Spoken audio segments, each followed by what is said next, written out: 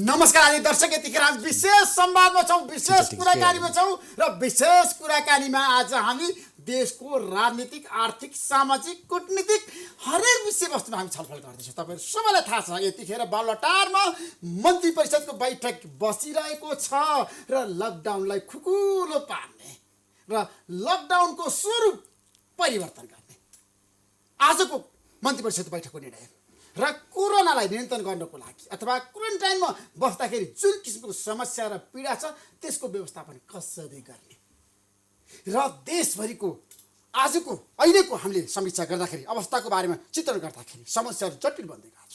सङ्ख्याहरू सङ्क्रमणको हत्तै बढेको छ। अहिले भर्खरै एकजनाको चाहिँ कोरोनाबाट सङ्क्रमणबाट मृत्यु भएको समाचार पनि आइसक्यो। 10 जना पुगिसक्यो मृतकहरूको सङ्ख्याको कुरा गर्दाखेरि।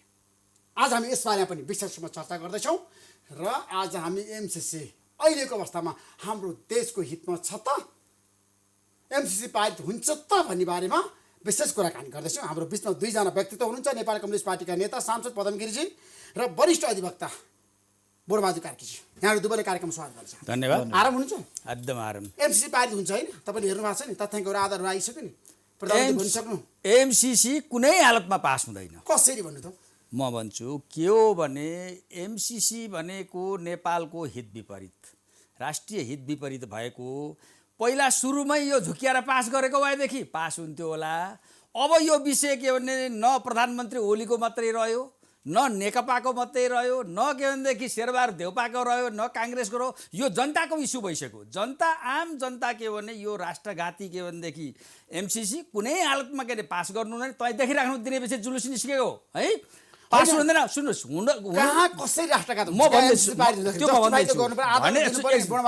भन्छु त्यस कारण के हो भने आम जनताको यो विषय के बढिसकेको छ। आज पास हुन सक्दैन भन्ने कुरामा पहिला म टुङ्ग्याउँछु। पहिलो कुरो त के हो भने यो अहिले ल्याएर जस्तो के भने प्रधानमन्त्री ओली अनि त्यसपछि नेपाली काङ्ग्रेसका नेता शेरबहादुर देउपा लगायत भएर यसलाई के भनेदेखि अँध्यारोमा के भने छिराइहाल्न सकिन्छ कि भन्ने किसिमको जुन उहाँहरूको सोच थियो त्यो असफल भइसकेर जनताको इस्यु बनेपछि तपाईँ देखिहाल्नु भएको छ नि। अब प्रधानमन्त्री ओलीले योलाई पास गर्नको लागि सबभन्दा निर्णायक गोल हान्ने त उहाँले हो नि। उहाँ आफ्नै पार्टीभित्र घेराबन्दीमा पर्नुभएको छ। आज के भने सक्ने हो भने त आज के भने उहाँले ल्याएकोमा विश्वास नगरेर पार्टीले, जनताले त विश्वास गरेन, पार्टीले विश्वास गरेन। पार्टीले विश्वास नगरेर के गर्यो त यो प्रधानमन्त्री ओलीको भनाइ त यो राष्ट्रिय हितमा अनुकूल छ भन्ने थियो नि त। पार्टीले मान्यो, समिति गठन गरेर वरिष्ठ नेता झलनाथ खनालको नेतृत्वमा त्यसले के प्रतिवेदन दियो, यो के भने राष्ट्रिय हित विपरीत छ होइन। सुन्नुहोस्, प्रदीप ग्यावाली त के भने जो के भनेदेखि जो सधैँभरि के भने राष्ट्रिय हित विपरीत पश्चिमाहरूको के भनेदेखि खेतालाको काम गरेका छन्, उनका के कुरा गर्नुहुन्छ? मूल कुरा भन्नुहोस्, पार्टीभित्र देशको परराष्ट्र मन्त्रीले खेताला काम गरेछ, गर्यो जनताले त्यही भनेको छ। म पनि त्यही भन्छु, जसले राष्ट्रिय हित विपरीत काम गर्छ त्यसलाई के भने खेताला हो। त्यो देशको खेताला होइन, विदेशीको खेताला हो।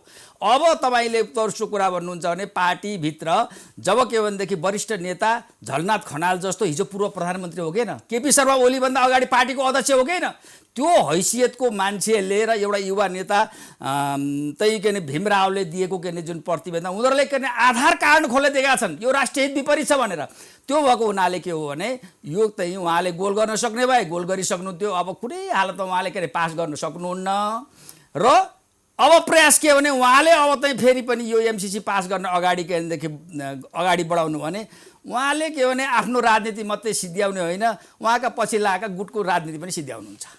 पदमजी, हजुर, आज हाम्रो देशमा एमसीसी तपाईँहरू पारित गर्नुपर्छ लबिङ गरिरहनु भएको छ। उहाँले भन्नुभयो कुनै पनि आधारले आजको दिनमा यो देशको हितमा छैन।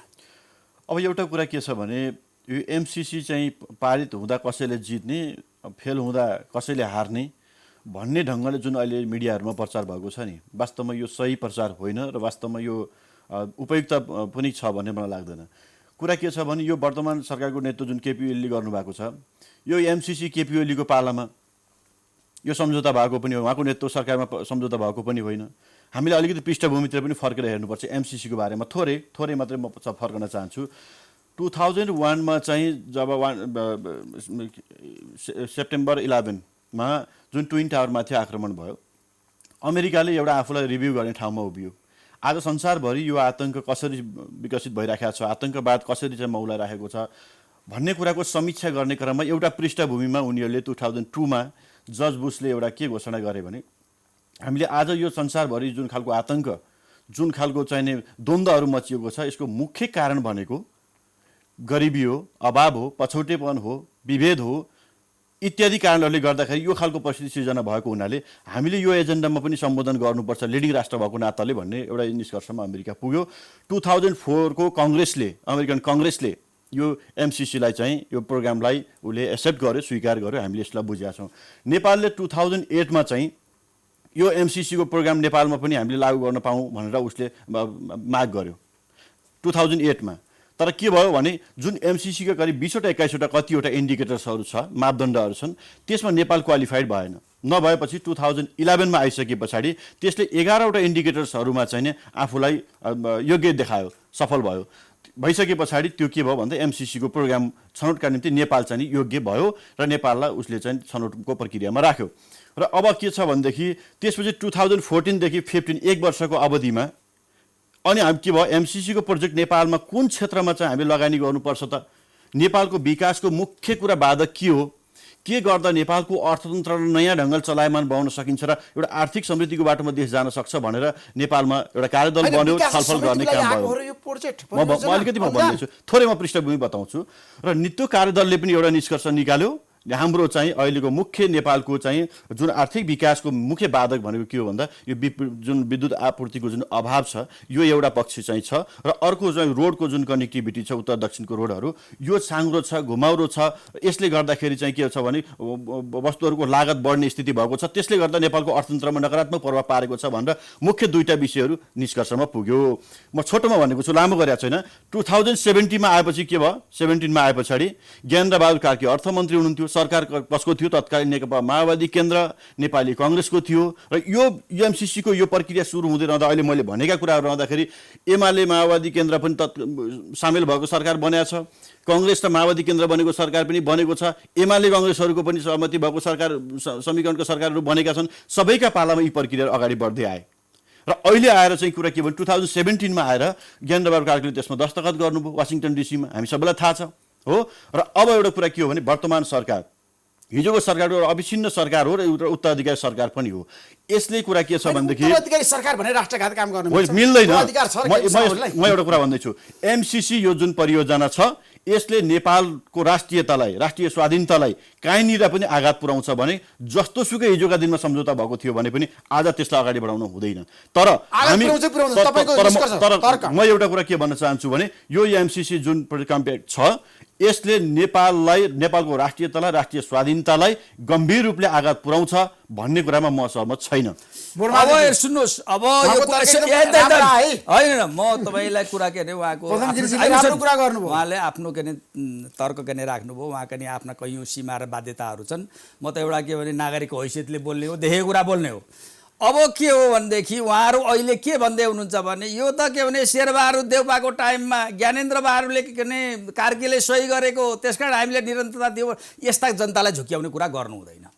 यो एमसिसी पहिला जुन के भने यस्तो के अरे रणनीतिक महत्त्वको कुरा पहिलो त के भने आम जनतामा छलफल नभइकन, विज्ञहरूसँग छलफल नभइकन के भनेदेखि गुपचुप रूपमा के सम्झौता गर्नुहुन्छ। त्यति बेला शेरबहादुर सुन्नुहोस् न, त्यति बेला के भने त्यो गल्ती भएको त्यति बेला पनि।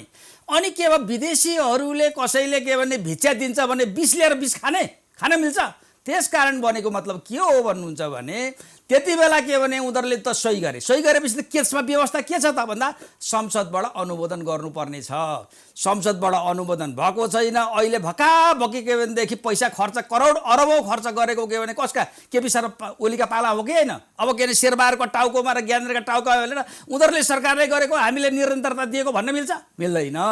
त्यो भएको हुनाले के हो भने यसमा यो त के भनेदेखि प्रधानमन्त्री ओलीको उहाँको के भने मान्छेहरूको जुन तर्क यो त होइन तर्क हो। यो भने यो अहिले कार्यान्वयन गर्ने बदनियतपूर्ण कार्य कसले गरेको भने संसदबाट अनुमोदन नभइकन कसले के भन्छ केपी शर्मा ओलीको पाला भएको छ। अब तपाईँले भन्नुहोस् भोलि यो के भने अनुमोदन भएन भने त्यो पैसा कसले तिर्छ? केपी शर्मा ओलीले तिर्नुहुन्छ अहिले खर्च भएको एमसीलाई? देशले तिर्छ होइन, कसरी तिर्न्छ? कसरी देशले तिर्छ तिर्नु परेन। तपाईँलाई अर्काको अनुदान लिइसकेपछि काम नभएपछि हामीले अनुदान नेपालले कहाँ लिएको छ? लिने भनेर त हस्ताक्षर गरिसक्यो नि त, अनुदान लिने भनेर। जबसम्म संसदबाट के भने अनुमोदन तबसम्म त्यो सम्झौता मान्य हुँदैन। त्यो मान्य नभएको सम्झौताका आधारमा अख्तियारी दुरुपयोग गरेर कसैले खर्च गरेको छ भने प्रधानमन्त्री ओलीले खर्च गरेछ, उहाँले बेहोर्नुपर्छ। अहिलेको अर्थमन्त्रीले खर्च गरेछ, अर्थमन्त्री राज्यको के कोष दुरुपयोग गर्ने मन परी गरेर पाइन्छ। त्यो भएको हुनाले के हो भने यो अहिले के भने राष्ट्रघाती हो। यो के भने म कसरी भन्छु, म दुईवटा कुराहरू भन्छु। एक नम्बर भनेको त्यसमा लेखेको छ यो दुनियाँ संसारमा कहीँ हुँदैन। त्यो भनेको त्यो एमसीसी को अगाडि हाम्रो संविधान र के कानुनले आत्मसमरण गर्नुपर्छ। त्यहाँ लेखेको छ। उसले त्यसमा के भनेदेखि के लेखेको छ प्रष्ट रूपमा त्यसमा भनेदेखि चाहिँ यो के भनेदेखि सम्झौता लागू हुनुहुन्छ, त्यो के भने त्यसमा चाहिँ नेपालको संविधान र कानुन लागू हुँदैन भन्छ। एक नम्बर कहीँ त्यस्तो हुन्छ। त्यही भनेर अहिले श्रीलङ्काले अस्वीकार गरोस्, देशको सार्वभौमसत्तालाई असर पर्ने गरेर देशको संविधानको प्रतिरोध सम्झौता गर्ने। एक नम्बर। दुई नम्बर भनेको के हो भनेदेखि त्यसमा त के भने 50 करोड नै दिन्छ के डलर अमेरिकाले। हाम्रो 13 करोड होइन। हाम्रो 13 करोड नेपाली जनताको रगत र पसिना गएको नेपालको महान लेखा परीक्षकले त्यसको परीक्षण गर्नै नपाउने। दोस्रो तेस्रो भनेको के हो भनेदेखि त्यहाँ त्यो जुन सम्झौता यदि के भनेदेखि जति बेला पनि अमेरिकाले खारिज गर्न सक्छ। खारिज गर्यो भने त्यसबाट भएको खर्च जम्मै नेपालले बेहोर्नु पर्ने। त्यस्तो पनि असमान के भनेदेखि सम्झौता हुन्छ। अनि त्यसपछि अर्को सबभन्दा त्यसमा ऋषि बाबु आपत्तिजनक कुरा के छ भने यसबाट प्रष्ट देखिन्छ अमेरिकनहरू के भनेदेखि यो के भने सहयोगको बानाबाजी गरेर त्यसको लोभ देखाएर नेपाललाई सैनिक अखाडा बनाउँदैछन् भन्ने कुरा सम्भव छ र भने किन भन्दै किन छैन? त्यही सम्झौतामा त्यही भनेर यो सम्झौताको आधारमा हामीले ढोका खोलिदिनेमा हौँ। त्यहाँ के लेखेको छ त्यो के भने 5 वर्षमा सकिसक्नु पर्ने भनेछ। त 5 वर्षपछि पनि उनीहरू यहाँ के बस्न सक्ने व्यवस्था छ। अनि त्यसपछि उसको प्रोजेक्टभित्र हाम्रो नेपालले अनुमोदन गर्न पाउँदैन। त्यहाँ सेना राखे पनि हो, हतियार उत्पादन गरे पनि हो, जे गरे पनि हो। अनि अर्को उदाहरण हेर्नुहोस्, अमेरिकाले जसरी विभिन्न बानाबाजीमा जुन देशमा गएको छ त्यहाँ ऊ सैनिक प्रयोजनको सामरिक प्रयोजनलाई गएको छ। एक दुईवटा भन्छु, जस्तो भन्नुहोस् अफगानिस्तान भन्नुहोस्, इराक भन्नुहोस्, सिरिया भन्नुहोस्। आज इराकले तिम्रो के सेना चाहिएन फिर्ता जेऊ, हाम्रो के भनेदेखि परेर संसदबाट पास गर्दाखेरि के भन्छ अमेरिका, हाम्रो यत्रो लगानी भइसक्यो म छोड्दिनँ। अब नेपाललाई के अफगानिस्तान बनाउने, नेपाललाई के भनेदेखि सिरिया बनाउने, नेपाललाई के भनेदेखि के भने इराक बनाउने, के हो यो? त्यो भनेको हुनाले के भने यो के भनेदेखि भिखको लोभमा के होला यहाँ के केही नेताहरूलाई यसबाट के कमिसन आउला, कमिसन उनीहरूको भने देशलाई सङ्कटमा पार्न मिल्छ।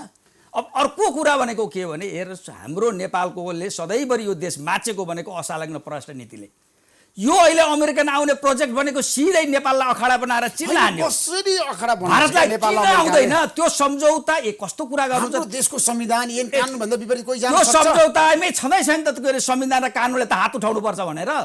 संविधान लाग्दैन त्यसमा, उसलाई नेपालको कानुन लाग्दैन। तपाईँले देख्नु न अहिले के भने त्यसो भए अमेरिकन गभर्नमेन्टको यो रणनीति हो सैन्य गठबन्धन नेपाललाई लिएर जाने। एकदम हो। यो भएपछि के हुन्छ? तलमाथि गर्न चाहदैन, ब्याक हुन चाहदैन। यो के भने नेपालको असंलग्न परराष्ट्रको विपरीत, नेपालको के भने छिमेकी मैत्री नीतिको के विपरीत। ए बाबा हाम्रो के चीन भारत भनेका छिमेकी मुलुक हुन्, उनीहरूको सुरक्षामा प्रतिकूल असर पर्ने गरेर त्यस्तो विश्वासघाती काम गर्नुहुन्छ के कमिसनको लोभमा? पदमजी कमिसनको लोभमा हाम्रा देशका नेताहरू किन फसे भन्नु? अब अहिले वास्तवमा नेपालको राजनीतिमा वा मिडियामा सबैभन्दा अहिलेको मैले बहस जुन हेर्दैछु त्यो सम्झौता जुन कम्प्याक्ट जुन सम्झौता छ, सम्झौतामा लेखिएको भन्दा धेरै पर गएर एक प्रकारले हावादारी ढङ्गले बहस भएको छ। अहिले म जमेर छलफल गर्न चाहन्छु। मलाई गाउँबाट पनि मेरो मतदाताहरूले फोन गर्नुहुन्छ, मान्यज्यू अरू जे भयो तपाईँ राम्रो नेता हो, युवा नेता, आशा भरोसा गरेको नेता हो, तपाईँले एमसीसीमा मतदान नगर्नु होला भनेर भन्नुहुन्छ कि जहाँ राम्रोसँग इन्टरनेटको एक्सेस छैन, टेलिभिजन यही हेरेको छ, हाम्रै अन्तर्वार्ता उहाँहरूले हेर्नुहुन्छ होइन, तर इन्टरनेटमा एक्सेस छैन, रिसर्च गरेर डकुमेन्ट खोजेर पढ्ने त्यहाँ सम्भावना छैन प्राविधिक कारणले। अनि उहाँहरूले के भन्नुहुन्छ भनेदेखि यो चाहिँ तपाईँले पास नगर्नु भन्नुहुन्छ। यसको मतलब के हो भनेदेखि अहिले मिडियामा यस्तो प्रकारले प्रोपोगेन्डा सिर्जना गरिएको छ कि एमसीसी भनेको अब अमेरिकी सेनाहरू नेपालमा बोट बजार छन्, नेपालको राष्ट्रियता ध्वस्त हुन्छ, नेपालको भूमिलाई प्रयोग गरेर चीनमाथि चाहिँ घेराबन्दी हुन्छ यस्तो प्रकारको अहिले उहाँको भाषामा पनि तिनी कुराहरू आएको छ। म तपाईँको डकुमेन्ट पल्टाएर हेर्नुहोस्, म एकछिन पछि बनाउँला, म सरलाई म अनुरोध गर्न चाहन्छु। म अलिकति स्पष्ट पार्न चाहन्छु। एमसिसीको कुनै पनि दफामा मलाई देखाउनुहोस्। म 78 पेज पढेको छु, शिरको पुछार मैले पढेको छु, कुनै अक्षर बिराएको छैन। मलाई पनि के लाग्यो भने मेरो मतदाताले पनि मलाई सोधेको छ, मेची महाकाली ताप्लेजुङदेखि दार्चुलासम्मको मान्छेले सोद्धा त के हो भनेर मैले पनि खोजेर हेर्नु पर्यो नि। मैले खोजेर हेरेको छु, कहीँनिर पनि यो सम्झौताको कारणले अमेरिकी सेना नेपालमा आउने कुरा कहीँनिर उल्लेख छैन, एउटा कुरा।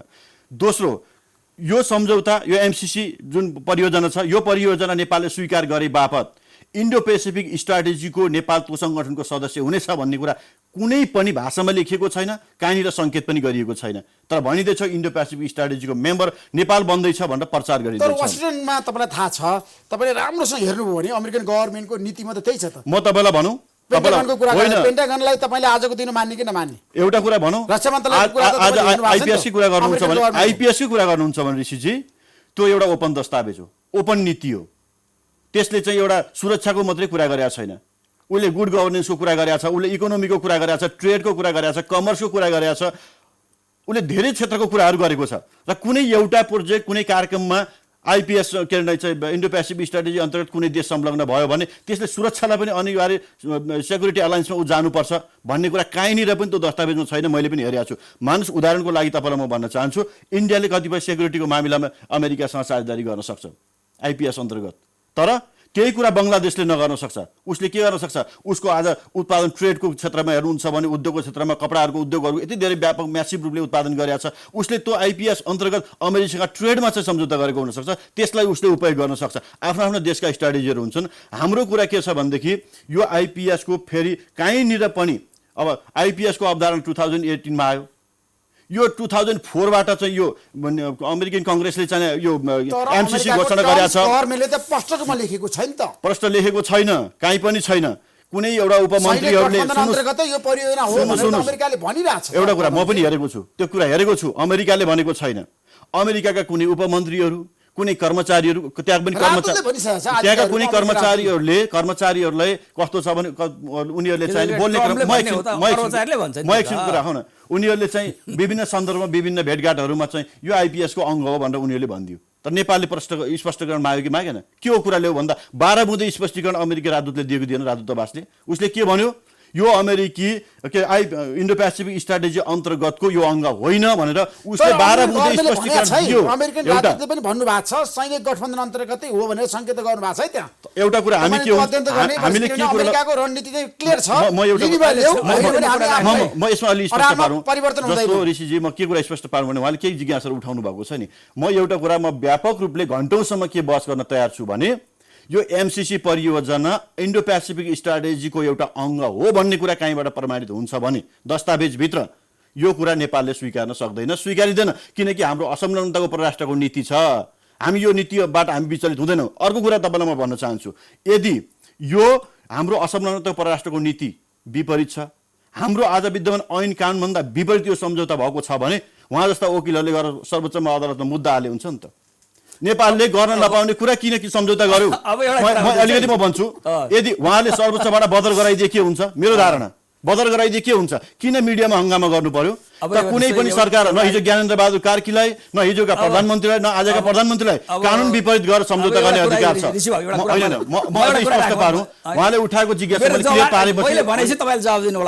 उहाँले उठाएको कुरा म पहिला प्रश्न पार्छु, तपाईँ त्यस पछाडि जवाब पाऊँ मैले प्लिज। एउटा कुरा म यो राख्न चाहन्छु, यसमा अझै म लामो छलफल पनि गर्न सक्छु भन्ने लाग्छ। अर्को कुरा उहाँले के भन्दै हुनुहुन्छ भने अहिले यति ऱ्यान्डमली, यति सतै ढङ्गले यसको व्याख्या हुँदैछ, यो त नेपालको कानुनभन्दा पनि माथि छ अरे यो दस्तावेज, यो त अमेरिकाको कानुनबाट चल्छ अरे।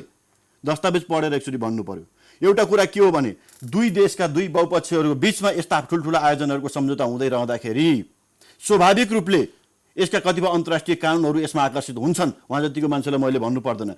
अनि अर्को कुरा के हुन्छ भने सम्झौता गर्ने बखत हाम्रो नेपालको कानुनसँग बाजिएको छ कि छैन हामीले हेर्ने हो। यदि बाजिएको छ भने नेपाल कानुनसँग बाजिएर कुनै मन्त्रीले गरेर दस्तखत गर्न पाउँदैन, गर्छ भने त्यो अदालतबाट बदर हुन्छ। म यो स्पष्ट पार्न चाहन्छु, म स्पष्ट पार्न चाहन्छु, फोटोमै स्पष्ट पार्न चाहन्छु। यसमा के छ भन्नुहुन्छ भने यदि अहिले नेपालमा 3 तहका सरकारहरू छन्, परियोजना सञ्चालन भयो, परियोजना अगाडि बढ्यो, मान्नुहोस् अब लप्सीपेदीमा वा रातमाटेमा त्यहाँको गाउँपालिकाले के गरिदिन सक्छ? उदाहरणको लागि म भन्दैछु, परियोजना सञ्चालन हुने सुरुवात भएपछि त्यहाँ कुनै त्यस्ता ऐनहरू कानुनहरू बनाउने अधिकार त स्थानीय तहलाई पनि दिएको छ। त्यस्ता केही नयाँ ऐन कानुनहरू जारी गर्ला जसले गर्दा परियोजनालाई प्रभावित पार्ने काम गर्न सक्छ। अनि त्यस्तो बेलामा परियोजना प्रभावित हुने हो कि परियोजनामा जे जुन कम्प्याक्ट एग्रिमेन्ट जो भएको छ, एमओयू छ, जुन जहाँ जे सम्झौता भएको छ त्यो सम्झौता लागू हुने हो भन्दा त्यो सम्झौता नै लागू हुनुपर्छ, अरू कानुनले त्यसलाई प्रभावित गर्नु हुँदैन भन्ने अर्थमा भनिएको। यसलाई नेपालको कानुनभन्दा माथि छ भनेर व्याख्या गर्ने कुरा सान्दर्भिक होइन। अर्को महालेखाको कुरा पनि उहाँले गर्नुभयो। तपाईँले म एउटा दफै पल्टाएर म हेर्नुहोस्, तपाईँले 3 को मलाई लाग्दछ यो कुनमा छ भन्नुहुन्छ भने यसको विषयमा पनि धेरै अहिले अनर्गल प्रचारहरू पनि भयो। मैले के रहेछ त भनेर अलिकति पल्टाएर हेर्ने कोसिस पनि गरेँ। यो साँच्चै यो महालेखाले चाहिँ अब हेर्नै नपाउने, त्यस पछाडि सबै कुरा यो दफा 3.8 मा यो लेखा परीक्षण र पुनरावलोकन भन्ने एउटा व्यवस्था छ, त्यसको कमा स्पष्ट प्रबन्ध गरेको छ। त्यसमा के भनेको छ भने यो परियोजना सञ्चालन गर्दा एमसिए नेपालले हो नि त। एमसिसी आफै आएर यो कार्यक्रम नेपालमा लागू गर्ने त होइन। एमसिए नेपाल भनेको नेपालको मन्त्री परिषदको गठन आदेशबाट गठन भएको विकास समिति अन्तर्गत हो यो गठन हुने हो र यसले काम गर्ने हो। यो सबै काम त नेपालले गर्ने हो। यसको कर्मचारी छनौटदेखि लिएर सबै कुरा नेपाल सरकारले गरेको हुन्छ। र यसमा के स्पष्ट छ भनेदेखि यो सम्झौतामा के भनिएको छ भने 1 वर्षमा 2 पटक नेपाल सरकारले लेखा परीक्षण गर्नेछ। यसको अतिरिक्त यसको तोफेरको नेपाल सरकारले भनेको महालेखाले गर्नेछ भनेको, यसको अतिरिक्त के भनिएको छ भने अन्तर्राष्ट्रिय रूपमा रिकग्नाइज भएका स्वतन्त्र त्यस्ता लेखा परीक्षक फर्महरूले पनि यो जो एमसिसीलाई स्वीकारेछ त्यस्ता संस्थाहरूले पनि यो एमसिसीको चाहिँ यो खर्चलाई, वित्तीय व्यवस्थापनलाई, मूल्याङ्कन खर्च अडिट गर्नुपर्ने व्यवस्था मिलाइनुपर्ने छ भन्ने एउटा क्लज छ। र अन्तिममा त्यसैको अन्तिममा के भनिएको छ भन्नुहुन्छ भने त्यही क्लजमा जुन देशभरि हङ्गामा पिटिएको छ त्यही क्लजमा के छ 3.8 को कमा उल्लेख भए बमोजिमको शर्तले, अघि मैले भनेको शर्तले नेपालको महालेखा परीक्षकको कार्यालयलाई एमसिए नेपालको लेखा परीक्षण गर्न रोक लगाउने छैन भनेको छ। स्पष्ट छ कि तपाईको नेपालको सरकारले यसको लेखा परीक्षण गर्छ, एकचोटि होइन दोहोर्याएर 13 लेखा परीक्षण गर्छ र त्यसको भूमिका त हुन्छ नि। यो त यहाँ नेपालमा मात्रै होइन, एउटा 2टा दाता राष्ट्रले यस्तो कुरामा अनुदान दिँदाखेरि अन्तर्राष्ट्रिय त्यसमा के अन्तर्राष्ट्रिय अभ्यास हामीलाई दिनु न भन्न यस्तो म एउटा जनताको सरकारको विषयमा म त एउटा नागरिकको हैसियतले मैले यहाँ बोलिरहेको छु ऋषि बाबु। एउटा कुरो गर्ने माननीय संसदज्यूलाई म बडो सम्मानका साथ म के अनुरोध गर्छु भने यो कानुन भनेको यो अरू सबै कुरा हामी नेताले मात्रै बुझ्छौँ, जनताले बुझ्दैन, अरू जम्मै के बेखु भन्ने यो चाहिँ भ्रम चाहिँ नराख्नुहोस्। तपाईँले जसरी डकुमेन्ट पढ्नुभएको छ नि हामीले पनि त्यसरी डकुमेन्ट पढेका छौँ। तपाईँ जनतालाई मूर्ख भन्ने, जनताले अरू कसैले बुझेको छैन भन्ने, आज जनताले जुन आवाज उठाइरहेछ जम्मै बेखुब केही नबुझेर उठाएको छ। जनताले बुझेको छैन होइन, जनताले राम्रोसँग बुझेको छ। जनताले किन तपाईले गलत कुरा भनेर जनताले गलत कुरा बुझ्दैन, मैले भन्ने बुझ्दैन। जनता किन तपाईँ हामीभन्दा धेरै अगाडि भइसकेको छ, यस्तो किसिमको कुरा नगरौँ। पहिलो कुरा।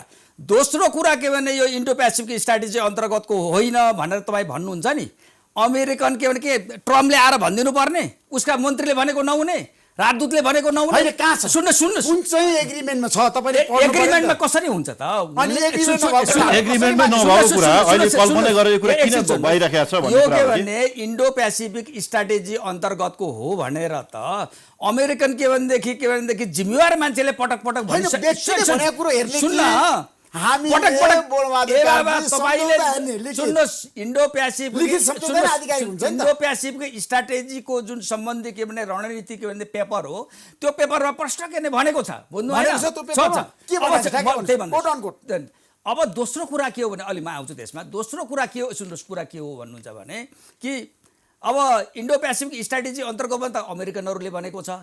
दोस्रो कुरा उहाँकै पार्टी, उहाँ के भन्छ नेकपा भित्रकै मान्छे होइन जस्तो लाग्छ, उहाँ त नेतै हो जस्तो कि उहाँ के अरे ओलीजीको मान्छे मात्रै हो कि नेकपा मान्छे हो। उहाँको सुन्नुहोस् पहिलो कुरो के भने उहाँको पार्टीले आधिकारिक रूपमा आधिकारिक रूपमा गठन गरेको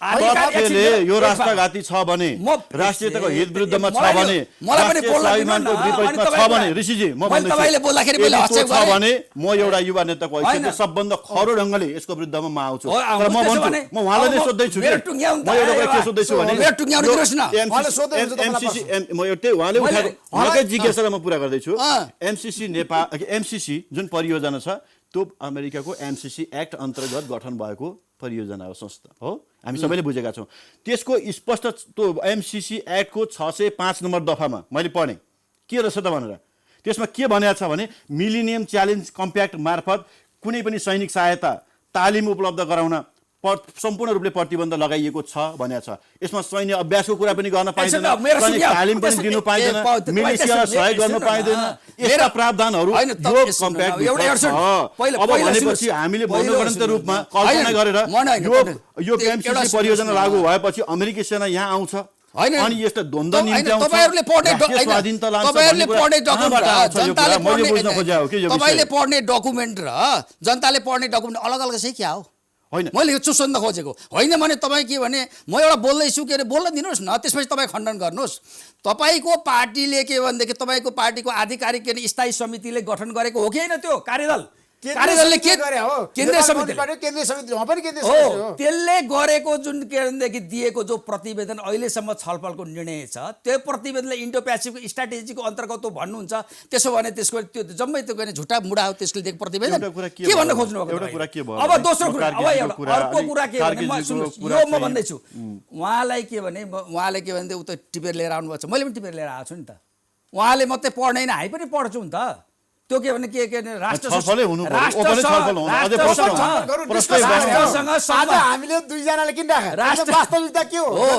राष्ट्रसँग सम्बन्धित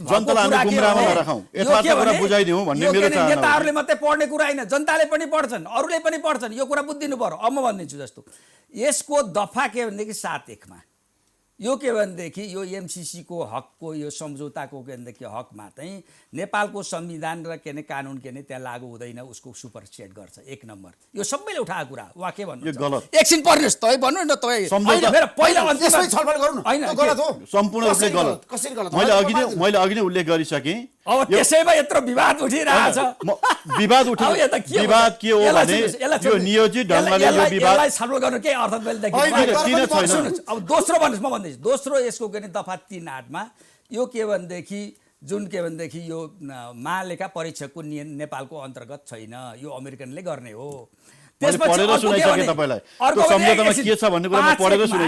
दफा 5(1) मा के छ भने यो जति बेला पनि अमेरिकाले रद्द नेपाल त्यो त के भने सन्धि भने सम्झौता भनेको त दोहोरो न हुन्छ रेसिप्रोकल हुन्छ नि उसले त जहिले पनि गर्नुपर्ने अनि उसले रद्द गर्यो भने भयो यति खर्च त जम्मै हामीले दिनु आज कति अरब खर्च भइसक्यो भौतिक सम्पत्ति कुरा हेर्नुहोस्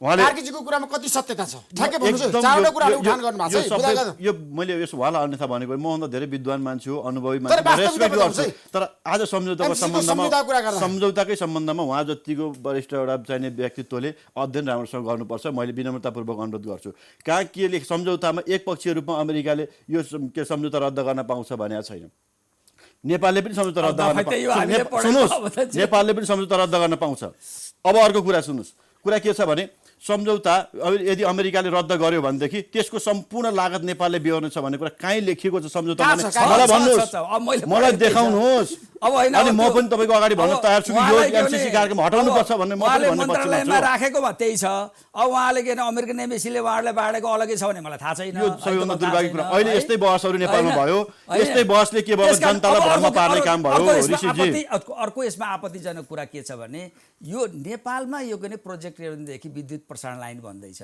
बाटो भन्दैछ भारतको किन स्वीकृति लिनुपर्ने हैन हामीले प्रसारण लाइन त भारतसँग जोड्नु पर्छ नि त तपाईले भन्दाखेरि नेपालमा विद्युत उत्पादन गरेर भारतमा बेच्ने बोरबादु कार्य तपाईले के भन्न सक्नु पर्थ्यो भने त्यसमा चाहिँ के भने भारतमा लगे हाम्रो यहाँ नेपालभित्र के भनेदेखि बाटो भन्दा प्रसारण लाइनमा भारतको स्वीकृति होइन भारतलाई के भनेदेखि चाहिँ उताबाट बेच्ने लाने कुरामा उसको स्वीकृतिको कुरा हो यहाँ त के भने यो जम्मै सम्झौता उसको स्वीकृति मेरो अलिकति यसमा मेरो आलोचनात्मक मेरो आफ्नो बुझाइ छ जियो त्यो कुरा बुझ्नुपर्छ यो सम्झौता गर्दै रहँदाखेरि भारतको जुन प्रसङ्ग त्यहाँ आयो वास्तवमा त्यो चाहिँ अलिकति यहाँबाट नेतृत्व गर्ने नेताहरूले प्रतिनिधिमण्डलका साथीहरूले अलि विचार पुऱ्याएको भए मलाई लाग्छ यो पछि त्यहाँ आउँदैन थियो आउन हुँदैन थियो नआएको भए राम्रो हुन्थ्यो त्यसमा कमी भएको मलाई पनि महसुस भएको छ तर एउटा कुरा के छ भने जुन नेपाल र एमसिसीको बिचमा सम्झौता भएको छ नि समझदारी भएको छ नि एमओयू मेमोरेन्डम अफ अन्डरस्ट्यान्डिङ जुन बनेको छ त्यसमा नेपाल र एमसिसीको प्रतिनिधिको बिचमा मात्रै दस्तखत भएको छ त्यहाँ भारतको कुनै प्रतिनिधिको दस्तखत छैन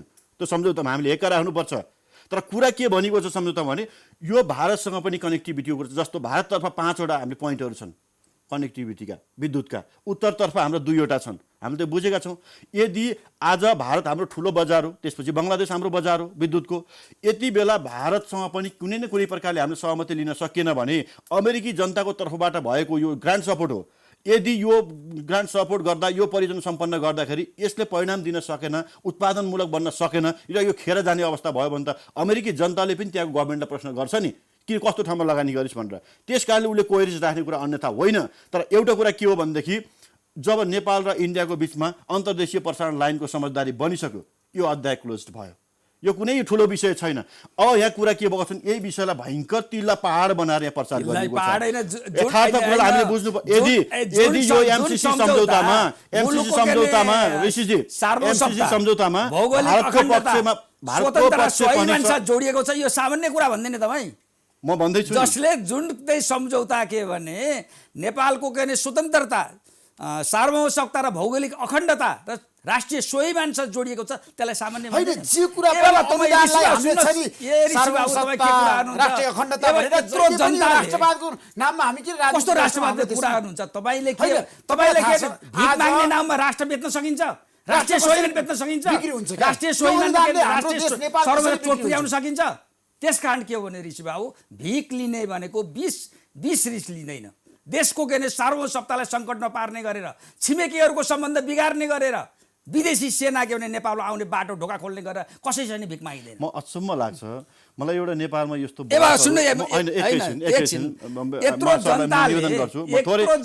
चाहिँदैन भनिरहेको छ तपाईँ किन अमेरिकाले किन कोच्याउन खोज्छ तपाईँहरू किन ल्याउन खोज्नुहुन्छ म स्पष्ट हुन चाहन्छु कि ल भन्नुहोस् ल कुनै पनि बुँदामा वास्तवमा अहिले जुन प्रोपोगन्डा बनाइएको छ नि बुँदामा म दम देख्दिनँ भनाइमा दम देख्दिनँ तर भनेको के छ भने जनताले यो कुरा मान्न तयार छैन तपाईँको पार्टीका नेताहरू मान्न तयार छैन सिङ्गो देशमा विभक्त छ अनि यस्तो कुरामा तपाईँ किन जानुहुन्छ नेपालले 50-55 अरबमा राष्ट्रियता बेच्ने स्वाधीनता बेच्ने सबभन्दा राष्ट्रियताका मामिलामा सबभन्दा कडा खरो रूपले उत्रने मान्छे म हो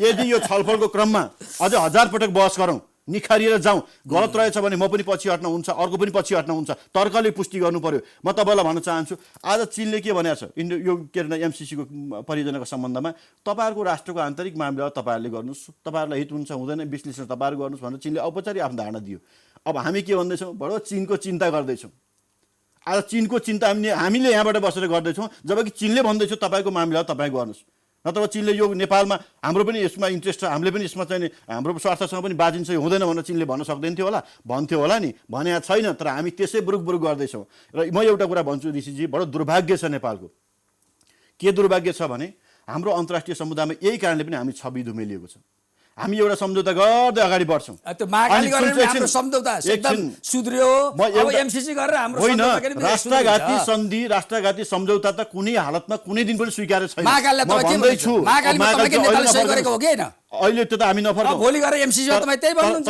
एउटा रेडिमेड मानसिकता के बन्नु नेपालमा भने हामीले बनायौँ म कम्युनिस्ट पार्टीको कार्यकर्ता हुँ ऋषिजी म एउटा कार्यकर्ता हुँ मैले भन्छु हामीले के मानसिकता बनाइदियौँ आम जनतामा एउटा माइन्डसेट के बनाएका छौँ भने नेपालमा यो भारतले केही सहयोग गर्छ भने पनि यो भारतको गलत इन्ट्रेस्टका साथ आउँदैछ भन्ने कुरा पनि माइन्डसेट बनायौँ अमेरिकाले त यो अमेरिकी साम्राज्यवादले त नेपालमा जेसुकै नाममा एड ल्याउँछ भने पनि यसमा हिडन इन्ट्रेस्ट छ है यो सचेत हुनुपर्छ सजग हुनुपर्छ लिनु हुँदैन भन्ने कोणबाट हामीले आम जनतामा हिजोदेखि हामीले पढायौँ र त्यही कारणले पनि मान्छेमा के छ भने एक किसिमको डर भय त्रास छ यो कुरामा हामीले क्लियर पार्नुपर्छ अर्को कुरा के छ भने हामी सानो राष्ट्रिय ग्रान्ट लिँदै रहँदाखेरि यहाँ लेखेको भए पनि नलेखेको भए पनि भोलि अमेरिका कतै हामीमाथि हस्तक्षेप गर्यो भने के गर्ने भन्ने एक किसिमको लगाउतावास पनि छ तर यसले उहाँले सिरियाको कुरा उठाउनु भयो इराकको कुरा उठाउनु भयो अफगानिस्तानको कुरा पनि उठाउनु भयो कहाँ एमसिसी लागू भएको छ ती देशमा मलाई भन्नुहोस् त ए बाबा सुन्नुहोस् कहाँ लागू भएको छ मलाई भन्नुहोस् न अमेरिकाले चाहँदा एमसिसी अगाडि लाएर ऊ पछि आउने कुरा चिज हो त्यो त्यति हामीले बुझ्नु पर्दैन भनिहाल्नु भयो पहिला पहिला के हो भने सांसदज्यू तपाईँले पनि के भने अमेरिकनले आजको उसको इतिहासमा गरेका सबै कुरा के अध्ययन गर्नुहोस्। तपाईँ के भने एमसिसीको भने ओलीजीले समर्थन गर्नुभयो भनेर तपाईँले अन्ध तरिकाले त्यसको समर्थन नगर्नुहोस् र जनतालाई हामीलाई बेखुब नभन्नुहोस्। हामी पनि हेरेका छौँ, लजिकले भन्नु पर्यो के मलाई यो कुरा भन्नु रहँदा यो लजिकको कारणले भन्नुहोस् न। होइन त्यसकारण भएको हुनाले हजुरले मलाई के भन्नुभयो, तपाईले के भन्नुभयो, यो नेपालको महालेखाले हेर्नै नपाउने अमेरिकाको कुनै एउटा फर्मले हेर्ने अडिट गर्ने भएपछि यसमा कहाँ राष्ट्रियता रह्यो भन्नुभयो। मैले क्लियर पारेँ अमेरिकाले त्यो व्यवस्था छैन। अमेरिकाले पहिला इन्डो पेसिफिक स्ट्राटेजी भनेको दक्षिण पूर्वी एसियामा उसले केन्द्रित गरेको थियो। त्यसपछि के हो भने अब अहिले उसले कहाँ केन्द्र गरेको त भन्दाखेरि दक्षिण एसियामा दक्षिण एसियामा अमेरिकाको पहुँच प्रभाव केन्द्र गरेको छ। आजको दिनमा छैन। त्यसको लागि यो भने पहिला सुन्नुहोस्, पहिला इन्डो पेसिफिक यो पनि उहाँको कुरा किन मिल्छ। इन्डो पेसिफिक स्ट्राटेजी दक्षिण एसियामा होइन, दक्षिण एसिया मात्रै होइन, यो एसियन रिजन र यो हिन्द महासागर र प्रशान्त महासागरको यो रिजन भित्रको उनीहरूको स्ट्राटेजी हो। कतै नाटोबाट उसको परराष्ट्र रणनीति विदेश नीति उसले नाटो मार्फत लागू गर्छ। कतिपय ठाउँमा इन्डो पेसिफिक स्ट्राटेजी यो एमसिसी अफ्रिकामा पनि लागू भएको छ, ल्याटिन अमेरिकामा पनि लागू भएको छ। हामी यो कुरा नेपालको सन्दर्भमा कुरा गर्दैछु। जस्तो इन्डो पेसिफिक स्ट्राटेजीको के भने उहाँले के भने एउटा भ्रम दिन के कोसिस गर्नुभयो भने यो त पछि आएको हो नि भने। पहिला के हो भने इन्डो पेसिफिक स्ट्राटेजी सामरिक र सैन्य रणनीति अन्तर्गत थियो। पछि उसले के ल्यायो त उहाँले एउटा कुरा त भन्नुभयो नि, किनभने ट्विन टावरमा के भनेदेखि हमला गरिसकेपछि अब इन्डो पेसिफिक स्ट्राटेजी हो, सामरिक र सैन्य रणनीति हो, त्यसलाई सहयोग गर्नको लागि आर्थिक विङ पनि ल्याउनु पर्छ है भनेर त्यसको सहायक सहयोगी विङ के ल्यायो, यो के भने एमसिसी ल्याएको। त्यो इन्डो पेसिफिक स्ट्राटेजी अन्तर्गतको के हो त जस्टिफाई के दुनिया जस्टिफाई छ आधार दिन पर्यो हैन के आधार त दिइहाल्यो भन्नु। कुनै पनि हालतमा त्यो तर्कहरू आजको दिनमा सान्दर्भिक छैन। सान्दर्भिक होइन किन छैन, यो त के भने जम्मैले जानेको कुरा हो, त्यो डकुमेन्टले पुष्टि गर्छ। त्यो भएको हुनाले तपाईले डकुमेन्टमा के छ भनेर भन्न सक्नु भयो। किन मैले टिपेर नम्बरै मैले भन्ने भएन भने अब अर्को कुरा के भन्नु चाहिँ अब एकछिन उहाँ के भने जनतालाई भन्नु, ए बाबा के भने पदमजी तपाईँले आफ्नै पार्टी पङ्क्तिकोलाई पनि तपाईँले क्लियर गर्न सक्नु भएको छैन। जनतालाई तपाईँले के गर्नुहुन्छ? ल ठीक छ, पार्टी पङ्क्तिलाई तपाईँले झलनाथ खनाललाई कन्भिन्स गर्नुहोस्, तपाईँले केन्द्रीय समितिलाई कन्भिन्स गर्नुहोस्, त्यहाँ नसक्ने अनि जनतालाई के बेखौ भन्ने भीमरावलाई कन्भिन्स गर्नुहोस्। अनि त्यसो भने होइन, त्यसो भने म चाहिँ एउटा कुरा के भनौँ भने यो चाहिँ एमसिसी परियोजना नेपालमा लागू गर्नै पर्छ, नगर्दा सबै कुरा डुब्छ, कायापलट हुन्छ। यसो भएर यसमा चाहिँ जीवन मरण बनाएर लाग्नुपर्छ। सुन्नुहोस् लाग्नुपर्छ, म त्यो पक्षमा छैन।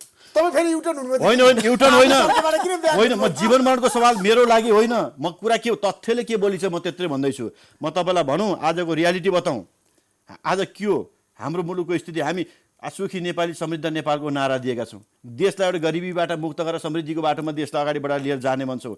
हाम्रो देशमा आज 3.5 खर्बको विकास बजेट लिएर हामी हिँडेका छौँ, टुकु हिँडेका छौँ। जनताको विकासप्रतिको अपेक्षा यति ठुलो चुलिएको छ, हामी त्यसलाई डेलिभर गर्न सक्ने स्थितिमा आज छैनौँ। आज हामीले आजकै दिनमा भन्नुहुन्छ भने 300 मेगावाट बत्ती आज खेर जाने स्थिति छ। भोलि वर्षयामा हेर्नु भने 600 मेगावाट विद्युत हामीले खेर जाने स्थितिमा छ। 10 वर्षमा हेर्नुहुन्छ भने बङ्गलादेशमा 35,000 मेगावाट बत्तीको आवश्यकता भएको छ। इन्डियामा हेर्नुहुन्छ भने करिब 3.5 लाख मेगावाट विद्युत उत्पादन भएको छ आजको दिनमा। त्यसमा भन्नुहुन्छ 80% कोइलाबाट त्यो इन्धन उत्पादन गरेको छ। उसको यति ठुलो चाहिने उसको त्यहाँ लागत लागेको छ कि त्यो नेपालबाट भोलि हामीले विद्युत उत्पादन गरेर त्यहाँ बेच्ने हो भनेदेखि नेपालको एकछिन है धैर्यतापूर्वक सुनौँ, नेपालको समृद्धिको निम्ति यो धेरै ठुलो कुरा हुन्छ। तर आज हामीले एउटा ट्रान्समिसन लाइन बनाउन नसकेर आज बसेका छौँ। म विनम्रतापूर्वक अनुरोध गर्न चाहन्छु, यो ट्रान्समिसन लाइन हामीले आज निर्माण गर्न सकेनौँ भने हाम्रा कुराले चिउरा भिज्नेवाला छैन। दशकौँ लाग्छ। सरकारले लगानी गर्न तयार छ, हो एउटा अनुदान नआए पनि बनाउनु पर्छ, नेपालले बनाउनु पर्छ। तर म भनौँ आज तपाईको मागेर देश बन्दैन, कुनै देश बनेको छैन। यो बडा भन्न सजिलो छ, यो भन्न सजिलो छ। अनि देशको बजेट भनौँ नेपालका भेलकोटी कारखाना हेर्नुहोस्, विराटनगर जुट मिल हेर्नुहोस्, बाँसबारी जुत्ता कारखाना हेर्नुहोस्, महेन्द्र राजमार्ग हेर्नुहोस्, अरू राजमार्गहरू हेर्नुहोस्, सारा हेर्नुहोस्। कोही जापानसँग, कोही चीनसँग, कोही अमेरिकासँग, कोही जर्मनसँग, बन्दैन त भन्यो। तर आज त त्यही बना त्यही गाडी चढ्दा हामी हिँडेका छौँ। हाम्रो सानो इकोनोमी भएको राष्ट्रले आज के हो, हामी चाइनासँग पनि सहयोग लिन्छौँ, भारतसँग पनि सहयोग लिन्छौँ, तेस्रो मुलुकसँग पनि सहयोग लिन्छौँ। संसारका आज विकसित राष्ट्रहरूले बाट हामीले न्यायोचित ढङ्गले हाम्रो राष्ट्रिय स्वाधीनता जोगाएर स्वाभिमान जोगाएर राष्ट्रियतालाई एकताबद्ध बलियो बनाएर लिन सक्ने सहयोग हामी सबै लिनुपर्छ र देशको विकासमा केन्द्रित गर्नुपर्छ। यदि गर्न सकेनौँ भने भोलि दुर्भाग्य के हुन्छ भनेदेखि हाम्रो गरिबी, हाम्रो पछौटेपन, हाम्रो अभाव, हाम्रो बेरोजगारी, यो श्रृङ्खलाबाट हामी अगाडि बढ्नुपर्ने स्थिति आउँछ।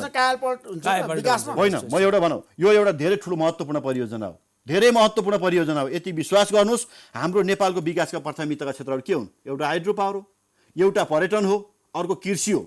जति जे भन्यो अन्य क्षेत्र भनेको चुनौतीपूर्ण छन् हाम्रो लागि। अब भन्नुहोस्, विद्युतमा यति ठुलो सम्भावना भएको देशले आज ट्रान्समिसन लाइन निर्माण गर्न नपाएको कारणले उत्पादन भएको विद्युत बजारसम्म पुर्याउन नसक्दाखेरि आज किसानको दुध बगाएको देखिन्छ, तर विद्युत बगेको देखाएको छैन, मान्छेले नजिकबाट महसुस गरेको छैन। त्यति ठुलो पीडा अब देशले हामीले भोग्दैछौँ भनेपछि यो विषयलाई हामीले गम्भीरतापूर्वक लिनुपर्छ। त्यो देशको हितमा हुन्छ भन्ने अर्थमा मैले भन्न खोजेको। दुईवटा कुरा म क्लियर गर्छु। पहिलो कुरो त हेर्नुहोस्, देश अर्को देशले दिने भिख र सहयोगबाट मात्रै बन्छ भन्ने मानसिकताबाट हामी नेपाली जबसम्म त्यसबाट मुक्त हुँदैनौँ नि तबसम्म देश विकास हुँदैन। एक नम्बर। दुई नम्बरको कुरा के हो भने देशको जनताको रगत र पसिना बगाएर करेक्सन गरेको जुन कर छ, राज्य कोष छ, त्यो भ्रष्टाचार गरेर सिद्ध्याउने अनि विदेशीबाट ल्याएको के भने सहयोगबाट मात्रै के भने देश विकास हुन्छ भन्ने मानसिकता राख्ने दोस्रो त्यो गलत कुरा हो। तेस्रो कुरा भनेको तपाईँले हिजो हामीले महाकाली भन्दाखेरि उहाँकै के भने नेता अहिलेका प्रधानमन्त्री केपी शर्मा ओलीले के भन्नुभयो भने महाकाली सन्धि गरेपछि त अरबौँ वर्षको के भनेदेखि आम्दानी हुन्छ भन्नुभएको होइन त। आज एमसिसीको लागि उहाँ त्यही भन्दै हुनुहुन्छ। मलाई के लाग्छ भने त्यो एमसिसीबाट यहाँ केही बन्दैन। जम्मा हाम्रो त्यो 13 अरब जुन छ नि त्यो नेपालको खर्च हुने हो। अमेरिकनहरूले त्यो बाँकी पैसा भनेको बनाउँदै त्यो के भनेदेखि जम्मै के भन्दै कन्सल्टेन्सी उसमा लिएर जाने हो। त्यो बन्दैन। त्यो एकदम गलत भ्रम हो। बरु त्यसको उहाँले त अमेरिका ठेक्का लिनु भएको छ भने थाहा छैन। सम्झौता पढेर आइदिनु भएन। मलाई सम्झौता त के भने महाकाली सम्झौता भन्ने लागेको थियो। एउटा कुरा, कन्सल्टेन्सीमा कति खर्च हुन्छ, पूर्वाधारमा कति खर्च हुन्छ, अनि के अरे रोड कन्स्ट्रक्सनमा कति खर्च हुन्छ, एडमिनिस्ट्रेसनमा कति खर्च गर्ने भन्ने त्यसको एउटा निश्चित टर्म कन्डिसन सम्झौतामा तयार भएको छ। त्यो के भन्दै यो 5 वर्षमा यो परियोजना सक्नुपर्ने बाध्यात्मक अवस्था व्यवस्था छ। अघि उहाँले भन्नुहुन्थ्यो नि 5 वर्षपछि पनि अमेरिकाहरू यही बस्छन्, उनीहरूको सुरक्षा आफै गर्ने भएको सेना यही बस्छ। हेर्नु जनतालाई कत्रो ठुलो भ्रम छ। त्यसो भए म मान्छु उहाँहरूभन्दा म कम क्रान्तिकारी होला, म कम राष्ट्रवादी होला। तपाईँको अमेरिकी सेना यहाँ बस्ने 5 वर्षपछि नि अमेरिकी सेना नेपालमा बस्ने भए कसैले त्यो कुरा स्वीकार छ? कहीँनिर त्यो प्रबन्ध छ? तपाईँभन्दा धेरै क्रान्तिकारी इराकका जनता पनि थिए, त्यहाँका नेता पनि थिए। आज के भने देश छोडेर अमेरिकनले जाऊ भन्दाखेरि अमेरिकनकोले के भनेदेखि मेरो लगानी गरेपछि म छोड्दिनँ भन्छ। अनि तपाईँभन्दा क्रान्तिकारी त्यहाँ थिए, सद्दाम हुसेनको देश हो त्यो। एउटा कुरा के हो भने अमेरिकाको उसको साम्राज्यवादी नीति, उसको विदेशमा रहेको हस्तक्षेप, त्यसलाई मैले पक्ष पोषण गर्दिनँ। त्यसको म आज पनि विरोधी हो, हिजो पनि विरोधी हो। संसारमा अमेरिकन विकास गर्ने भने कहीँ गएको छैन। तर एउटा कुरा पनि के भने एउटा रणनीति र सैनिक रणनीति लिएर गएको छ, सामरिक रणनीति हामीले भन्न सक्नु पर्यो। ल देखाउनुहोस्, मलाई एउटा दिनुहोस्। अमेरिकाको कारणले यो देशमा यति विकास भयो भनेर मलाई के 3टा उदाहरण दिनुहोस् त। म अहिले तपाईँलाई हात उठाउँछु। म एउटा कुरा भन्न चाहन्छु। कहाँ गयो विकास? एउटा कुरा हामीले आज श्रीलङ्काले किन अस्वीकार गर्यो? श्रीलङ्का भनेको त त्यो देशको के भने हाम्रो भन्दा के भने त्यहाँको पार्टी नेतृत्व धेरै परिपक्व छ, धेरै के भने एडभान्स कन्ट्री हो। त्यसले आज के भनेदेखि एमसिसी मुलुकको राष्ट्रिय स्वतन्त्रता सर्वौं सप्ताह प्रतिकूल असकुल लेभलले रिजेक्ट गर्यो। यसमा पनि अलि प्रश्न भन्नुपर्छ। तपाईँले एकपल्ट त्यो के तर्कमा श्रीलङ्काले के पढ्नु हुँदो रहेछ तपाईँहरू? म हेरिराखेको छु। एउटा कुरा के छ भने अनि त्यसपछि हाम्रो पदमजीले जस्टिफाई गर्नुहुन्छ हामीले विदेशी अनुदान लिँदै नलिने होइन त्यो घोषणा गरी होइन त्यो हामीले भारतले दिएको, चीनले दिएको, अमेरिकाले दिएको कसैले विदेशी सहयोग हामीले अहिलेसम्म कसैले सधैँभरि लिएका छौँ। तर मुलुकको सार्वभौमसत्ता, भौगोलिक अखण्डता, स्वाभिमानमा प्रतिकूल असर पर्ने गरेर भिख लिनु हुँदैन। मेरो निष्कर्ष यसमा कुनै दुई यो के हो भने नेपाललाई के हो त भने भिख दिने, भिख पनि के दिने 20 दिने, नेपालमा सैनिक खडा बनाउने। त्यस्तो एमसिसी 20 हो एकदम 100% 20। अब ऋषिजी यसमा के भयो भने यो रेडिमेड भनाइहरू हो। यो कुनै एउटा त्यस्तो ठाउँबाट तयार बनेको छ यस्ता डकुमेन्टहरू। सम्झौतातिर कोही फर्केर हेरेको छैन। म तपाईँलाई भनौँ, त्यो सम्झौता नेपाल सरकार र एमसिसीको बिचमा भएको सम्झौताको डकुमेन्टको जुन 78 पेज छ नि, त्यो पेजभित्र भएको कुरा हामीले जान्ने हो। त्योभन्दा बाहिर अमेरिकाको ठेका कसैले लिन्छ? अमेरिकी साम्राज्यवादका विरुद्धमा त हामी त निरन्तर रूपमा हाम्रो होइन त्यो झल्दा नपढी बोल्दा रहेछ नि के हो त्यो भीमराल पनि नपढी बोल्दा रहेछ नि, त्यो तपाईँहरू केन्द्रीय समिति कुनै नपढी बोल्छ व्यक्तिलाई कि गुरु हो? मानेर गुरु मन्त्र लिएर यहाँ बोल्दैछौँ भने म भन्नु केही छैन। मैले डकुमेन्ट हेरेर बोल्दैछु। र अहिले अर्को कुरामा म स्पष्ट के कुरामा छु भने केपी ओलीलाई दुईटा कुराले आजको कद, केपी ओलीको जुन कद बनेको छ दुईटा कुराले बनेको छ ऋषिजी। एउटा के हो, केपी ओलीको राष्ट्रियताप्रतिको चट्टानी अडान, त्यसले केपी ओलीले आजको केपी ओली बनाएको। अर्को के हो, नेपालको विकास र समृद्धिको सपना देख्ने नेता पहिलो नेता केपी ओली हो। अब भएको छ कुरा के भने अब केपी ओलीको कद घटाउन के गर्नुपर्छ, केपी ओली भन्दा बढी क्रान्तिकारी राष्ट्रवादी देखिनु परेको छ मान्छेलाई। अनि केपी ओलीले जुन विकास र समृद्धिको सपना छ त्यसलाई जुनै हालतमा तुहाइदिनु पर्नेछ। यी दुईटा काम नगरिकन केपी ओलीलाई असफल पार्न सकिँदैन भन्ने षड्यन्त्रका साथी कुराहरू आइराखेको छ। केपी शर्मा ओलीको कद घटाउन तपाईँ लाग्नु भएको छ? गम्भीर आरोप यो डिजाइन देशभरि बनेको छ। मैले त्यो अर्थमा यो भन्दैछु। जनताले, मैले भन्ने कुरा होइन, म जस्ता एक दुईजना मान्छेले केपी ओली जस्ता उहाँको के अरे महान नेतालाई कद घटाउन सक्ने कुनै के हैसियत हुँदैन। केपी ओलीलाई कसैले भनेको होइन, अरु अघि उहाँले लिएका नामहरू थुप्रै नामहरू छन्। केपी ओलीको के भने कद जनताले कसैले उहाँलाई त के भने जनताले 2/3 लगभगको मत दिएर प्रधानमन्त्री बनायो। त्यो कद घटाएको भने उहाँ आफैले घटाएको कुरा हो। जनताले कहाँ अवरोध गरेको छ?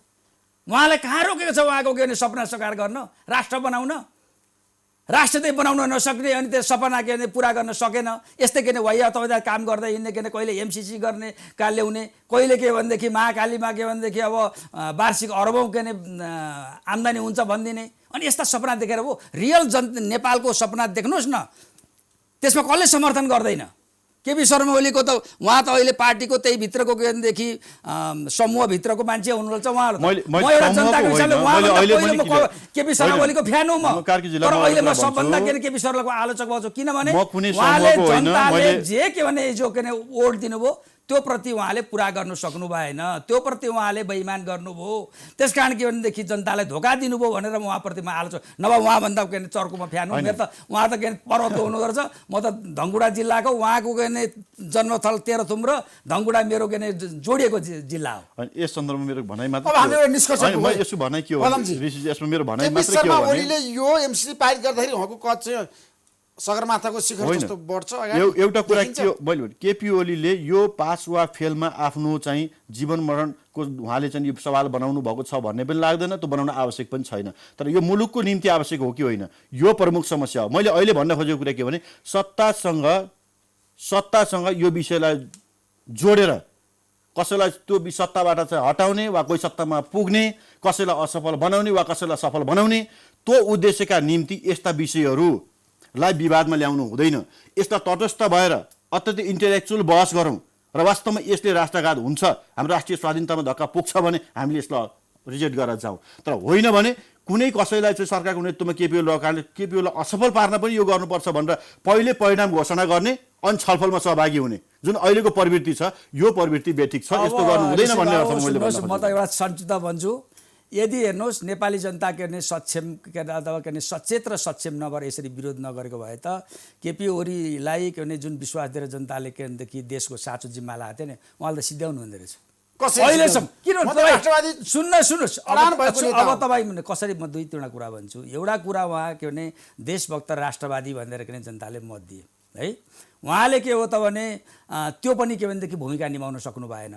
त्यसपछि उहाँले म आफू पनि भ्रष्टाचार गर्दिनँ, अरूलाई पनि दिन्न भनेर भन्नुभयो। उहाँका वरिपरिका मान्छे जम्मै भ्रष्टाचारमा के भने मुछिए। अनि त्यसपछि के भने उहाँले के भने दुईटा पार्टीको जुन एकता भएको त्यसलाई संस्थागत गर्नुपर्ने त्यो पनि के भने उहाँले के भने गराउन के भने सक्नु भएन। सबै शक्ति के आफूलाई के भने केन्द्रित के भने गर्नु गरेपछि अब अहिले लाएर एमसिसी जस्तो राष्ट्रघाती देशलाई नै एउटा के भने युद्धको के भने भूमि बनाउने कुरामा उहाँ अहिले जबरजस्ती गोल गर्न खोज्नु ल्याउनु छ। ए बाबा जनताले चाहिँदैन भन्नु भने उहाँहरूलाई किन कर पर्यो? लिने त जनताले हो नि। तपाईँले आज जनमत तपाईँले बुझ्नु भएको छ, आम जनता एमसिसी हुँदैन भन्छ, अनि तपाईँ त ल्याउनुपर्छ के तपाईँले घरमा के राख्नको लागि ल्याउने हो? त्यो प्रसारण लाइन नेपाली जनताको लागि चाहिएको, देशको लागि चाहिएको लागि केपी शर्मा ओलीले तपाईँहरूको चाहिएको प्रसारण लाइन जनताले हुँदैन भन्छ हुँदैन त नि। आजको दिनमा छ नि बोडबहादुर कार्कीको तर्क आइसकेपछि केपी शर्मा ओलीलाई उहाँले राष्ट्रवादी नेता मान्नु भएन। मैले मानिनँ। अब कार्कीजीको विषय उहाँले राष्ट्रवादी मान्ने नमान्ने कुरा उहाँसँग सम्बन्धित कुरा हो, मैले भन्ने कुरा होइन। तर उहाँका कामले कर्मले यो देशको आजको परिवर्तनका निम्ति, यो देशको राष्ट्रिय स्वाधीनताका निम्ति, यो देशको राष्ट्रियताका निम्ति केपीओलीले के गर्नुभएको छ भन्ने दुनियाँको अगाडि जगजाहेर छ। मैले त्यसमा प्रचार गर्नुपर्छ भन्ने छैन। र मैले एमसीसीकै बारेमा तपाईँको भनाइ के त हो? होइन, मैले एकदम भेरी फ्रेङ्कली म भन्न चाहन्छु, अहिले एमसीसीको विषयमा जुन बहसहरू सतहमा आएको छ, यो बहस वास्तवमा हामीले डकुमेन्टको आधारमा अहिले गहिरो गरी छलफल अध्ययन गरेर हामीले यसमा बहसमा हामी भाग लिन आजको दिनमा पनि सकेका छैनौँ। हामीले धेरै मैले भनिहालेँ, पहिला परिणाम फिक्स गर्ने के भने यो एमसीसी भनेको राष्ट्रघाती छ, यसलाई असफल पार्नुपर्छ भन्ने पहिला परिणाम घोषणा गरिएको छ। अनि त्यसलाई पुष्टि गर्नका लागि अनेकन भएका नभएका तर्कहरू गुथेर अनि जनताको बिचमा यो पस्किएको छ र जनतालाई एउटा ठुलो भ्रममा पार्ने काम भएको छ। म एउटा कुरा भन्न चाहन्छु, केही अस्पष्ट विषयहरू छन्, म आजको दिनमा पनि भन्छु केही अस्पष्ट छन्, कतिपय कुराहरू पत्रचारद्वारा स्पष्ट हुनुपर्ने कुराहरू पनि छ। यदि यो गुमराहमा पारेर गर्नु थियो भने आज अमेरिकाले किन संसदमा पेश गर्यो, अघि उहाँले भन्दै हुनुहुन्थ्यो संसदमा किन पेश गर्नु पर्यो भन्नुहुन्थ्यो। हो, आज यदि थियो भने अमेरिकाले नेपालमा सेना नै ल्याउनु पर्ने थियो, बुट बजार नै थियो, नेपालमा उसले चाहिँ आफ्नो इन्ट्रेस्ट पुरा गर्नुपर्ने थियो भने त नेपालको एउटा सहसचिवलाई वा सचिवलाई खुरुका मन्त्रालयको तर्फबाट सही गराएर उसले एमसीसी कार्यान्वयन गर्न नेपाल आएको भए भइहाल्थ्यो नि। किन संसदमा लाने भन्यो? जनताले तपाईले एउटा कुरा के छ भने संसदमा अनुमोदन गराउने भनेको कुरा के हो भने संसदले अनुमोदन गएपछि त्यतिकै नै पावरफुल हुन्छ, भोलि गएर कसैले प्रश्न उठाउनु पाउँदैन, न सरकारले पाउँछ न कसले पाउँछ। त्यो लिएर यो योजनाबद्ध ढङ्गले सबैको मुख बन्ने, नेपालीहरूको हात बन्ने, भावी पुस्ताको पनि हात बान्ने गरेर आएको छ नि त्यो चिज त। सदनले पास गर्दा के पास गर्छ भने अमेरिकाको असङ्गो विदेश नीति पास गर्ने हो र नेपालको सरकारले? अमेरिकाको सरकारले गर्ने निर्णय सबै यहाँको संसदले पारित गरेर बस्ने हो र? यसको काम त यो सम्झौतामा जे कुरा उल्लेख छ त्यति मात्रै त्यसलाई अनुमोदन गर्ने होला नि त नेपालको संसदले। जब अनुमोदन गरेपछि प्रश्न उठाउनै पाएन नि भोलि। अनि सम्झौताभित्र भएका विषयमा प्रश्न नउठाउला, त्योभन्दा बाहिरको कुरा नेपालले प्रश्न उठाउन पाउँछ कि पाउँदैन देखिन्छ भने अन्य देशहरूसँग गरेको के भनेदेखि सहयोग सम्झौतामा सरकारले गरे हुने, संसदमा आउनु नपर्ने, त्यो त आउनुपर्ने कारण के भन्नु नि त? एउटा कुरा के छ भने हामीले एउटा कुरा अरु गर्ने एउटा दोस्रो कुरा होला नि त। अलिकति उहाँले पनि अलि अध्ययन गरिदिनु पर्ने, पढिदिनु पर्ने, हेरिदिनु पर्ने एउटा विषय मैले देखाएको छु। यो एमसीसी एक्ट जुन छ, यो परियोजना जुन अमेरिकाले 2004 मा इस्टाब्लिस गर्यो, यसले त्यो कांग्रेसले के घोषणा गर्यो भने यो अमेरिकाको कुनै एउटा मन्त्रालयले यो परियोजना किन ठुलो ह्युज एमाउन्टको परियोजना छ, अमेरिकाको कुनै एउटा डिपार्टमेन्टले मात्रै यसलाई लागू गर्न सक्दैन, अमेरिकाको सरकारले मात्रै क्याबिनेटले निर्णय गरेर पनि सक्दैन, यो त्यहाँको पार्लियामेन्टले गर्नुपर्ने छ भनेर अमेरिकन पार्लियामेन्टले पनि निर्णय गर्ने प्रावधान त्यो एक्टमा गरेको छ। नेपालको मात्रै होइन, हामीले अलिकति हेक्का राख्नुपर्ने बुझ्नुपर्ने कुरा के छ। अब त्यसो भन्दाखेरि संसदमा नल्याएको उहाँले के भन्नुहुन्थ्यो, संसदलाई छल्ने, यदि पारदर्शी कुरा थियो भने संसदमा आउँथ्यो नि त। भोलि के उठान्छ तपाईँले आज इराकमा भन्नु हामी जान्दैन भनिरहेको छ नि, भोलि संसदबाट अनुमोदन भएपछि अहिले केपी शर्मा ओली रहनु भएन प्रधानमन्त्री, अर्को आयो, अहिलेको उहाँहरूको संसद अहिले के उहाँको गए अर्को निर्वाचित भएर उहाँ नयाँले प्रश्न उठाउनु पाएन, नयाँ प्रधानमन्त्रीले सरकारले प्रश्न उठाउनु पाउँदैन, जनताको हात सब बाँधिन्छ भनेदेखि यस्तो किसिमको सबै के भने भविष्य बाँध्ने यस्तो किसिमको त त्यो जुन शर्त राखेको छ अब त्यो अर्थमा शर्त राखेको हो। यसबारेमा आगामी दिनमा पनि हामी बहस गरौँला, एउटा निष्कर्षमा आज हामीले पुग्यौँ र एमसीसीको बारेमा फेरि पनि बहस गर्ने प्रतिबद्धता व्यक्त गर्दै यहाँहरू दुवैलाई म धन्यवाद दिन चाहन्छु। हस्त नमस्कार।